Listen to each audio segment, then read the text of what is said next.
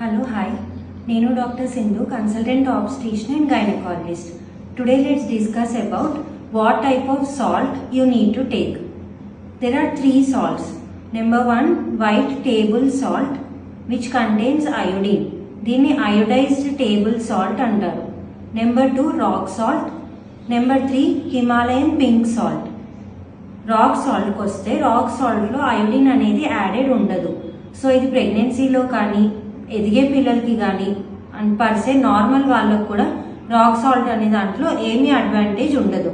So rock salt తీసుకోకూడదు. Number two, Himalayan pink salt. Himalayan pink salt తీసుకుంటే అందులో iodine added ఉండదు, కానీ ఈ మధ్య అందరూ అందులో సోడియం కంటెంట్ తక్కువ ఉంటుందని, యాడెడ్ మినరల్స్ ఉంటాయని, ఇది బీపీ రానివ్వకుండా చూస్తుందని, యాడెడ్ మినరల్స్ ఉండడం వల్ల ఎక్స్ట్రా అడ్వాంటేజ్ ఉందని ప్రమోట్ చేస్తున్నారు. బట్ హిమాలయన్ పింక్ సాల్ట్లో ఉన్న సోడియం కంటెంట్ ఈజ్ అరౌండ్ 80%. అదే నార్మల్ సాల్ట్లో టేబుల్ సాల్ట్లో ఉండేది అరౌండ్ 90 to 95%. ఇంత మినిమల్ ఆఫ్ 10% డిఫరెన్స్ వల్ల హై బీపీ అనేది రాకుండా ఉండదు. ఓవరాల్గా బీపీ ఉన్న పేషెంట్స్, బీపీ రిస్క్ ఉండే పేషెంట్స్ అందరూ కూడా సాల్ట్ కంటెంట్ అనేది తక్కువగా తీసుకోవాలి. అది పింక్ సాల్ట్ అయినా వైట్ సాల్ట్ అయినా సాల్ట్ కంటెంట్ అనేది చాలా తగ్గించుకుంటే బీపీ అనేది తగ్గుతుంది. అదే coming to iodised table salt, pregnant women and growing children అందరికీ కూడా అయోడిన్ అనేది థైరాయిడ్ హార్మోన్ ప్రొడక్షన్కి చాలా ఇంపార్టెంట్.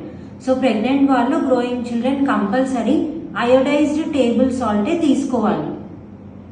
అండ్ ఎవరికైతే థైరాయిడ్ క్యాన్సర్ రిస్క్ ఉందో, ఆల్రెడీ థైరాయిడ్ క్యాన్సర్ వచ్చిన పేషెంట్స్ కానీ, లేదా వాళ్ళ family history of thyroid cancer ఉన్న వాళ్ళు కానీ అయోడైజ్ సాల్ట్ అనేది తీసుకోకూడదు. వీళ్ళు హిమాలయన్ పింక్ సాల్ట్ అనేది యూజ్ చేసుకోవచ్చు.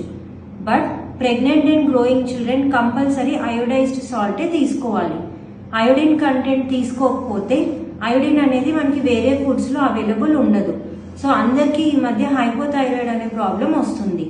So compulsorily take iodized table salt in adequate amounts.